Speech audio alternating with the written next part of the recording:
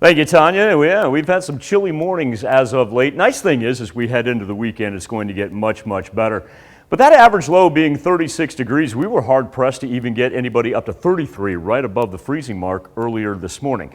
And I tell you what, that average high of 57, well, been a little long time coming there, especially coming off of that 51 yesterday. As a matter of fact, yesterday we bottomed out at 27 degrees at Joplin Regional Airport. Went back, did a little historical looking. The last time we got as low as 27, you've actually got to bebop all the way back to the 1st of March. That's how long it's been since we saw 27. We've seen a smattering of 28 since then. 27 just kind of ended up being our magic number. Very clear Skywatch storm tracker, starting to see a little cloud cover move in there from the west and also up to the north. But abnormally dry. All that cold Canadian air that's been dropping us so low overnight really has not had a drop of moisture in it. And at the same point in time, because of how the jet stream has moved down to the southeast, it's really prevented any of that Gulf moisture from pushing up as well. We'll break that down here in just a little bit. So the increased cloud cover as we progress through our afternoon and evening hours. But here's the great thing about that. We'll take our afternoon heat, kind of trap it in, and keep ourselves in the 40s. So if you've got overnight plans, want to be out and about, you don't have to worry about hitting that freezing mark as indicated by our high school football kickoff forecast.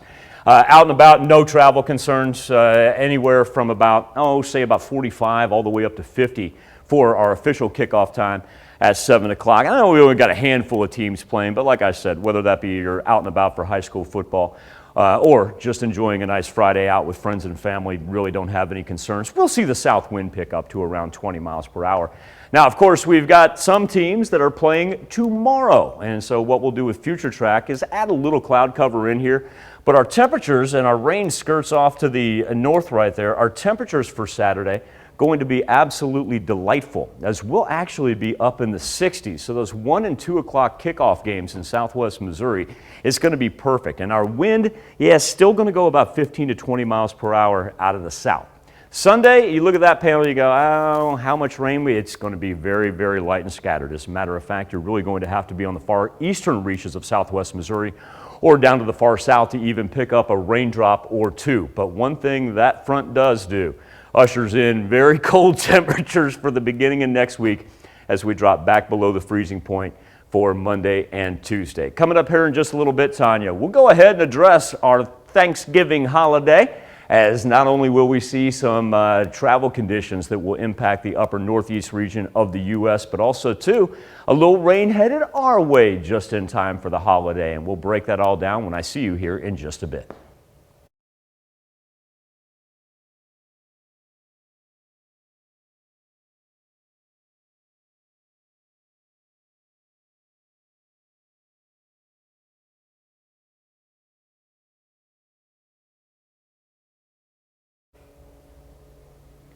Will there be rain in time for the holidays, and will my dog like it?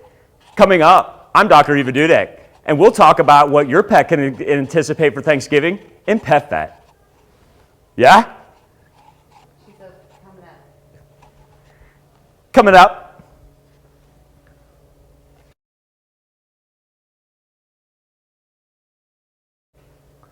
So this is crazy.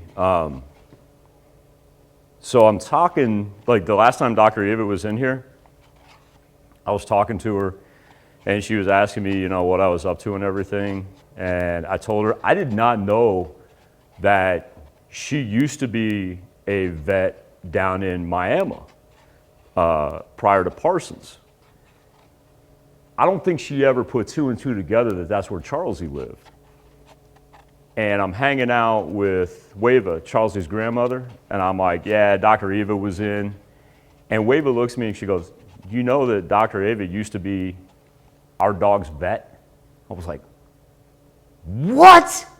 I'm like, that's small world as you can get, man.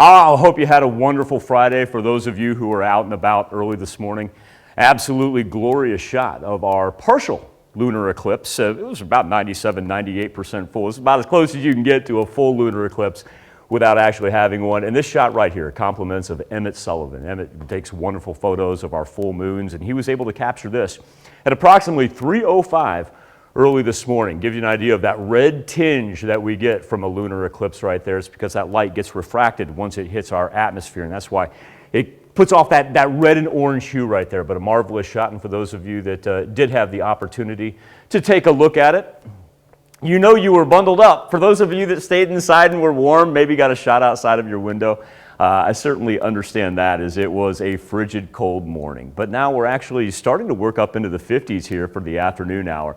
Our biggest difference for the afternoons compared to what we've had the past 2 days, not just yesterday, but really the past 2 days, is going to be a little increased cloud coverage, but that is sincerely going to help us out overnight into Saturday morning when it comes to our temperatures. And the reason being is, as this low pressure system that's sitting out here follows the jet stream from west to east, it's going to keep everything from dropping down below 32. Now, that's going to be your dividing line right there, because the cold front, as it sags down to the southeast in the mid-Atlantic, they're going to get their taste of that abnormally cold November weather that we've had the past couple of days. Another thing to point out, everything that's sweeping out of the Pacific Northwest right here, we don't have that defined ridge that really carries down like that, because if we did, we would actually be able to pick up a little Gulf moisture. But because we're so flat, and all that moisture drops right here over the Rockies in the form of rain or snow, and it really doesn't have a whole lot of energy left by the time it comes past us. That's why it's been so dry.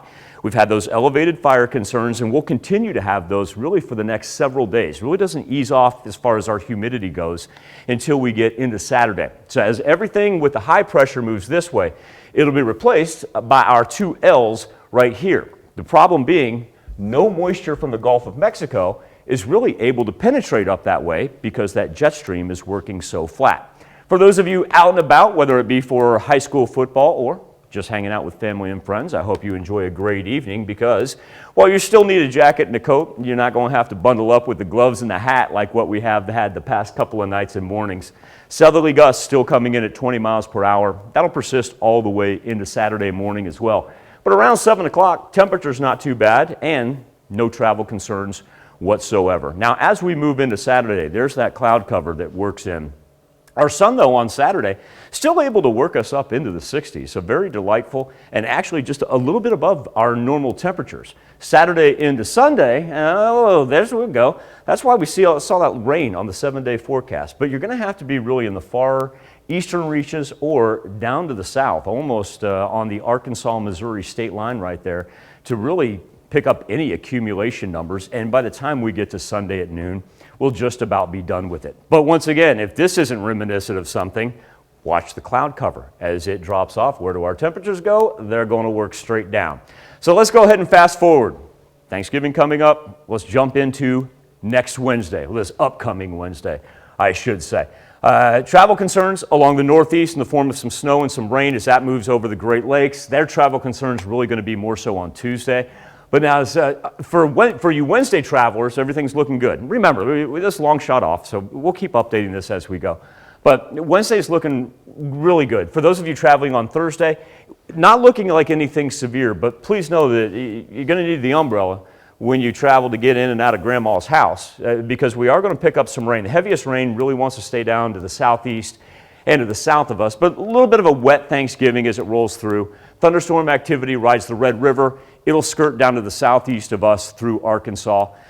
So all things considered, temperatures aren't going to be too bad. Just want everybody to be apprised that there is a good shot of rain there for the holiday weekend. But once again, could be much, much worse. Temperatures nowhere close to the freezing point, so we're able to keep it as rain. Tanya?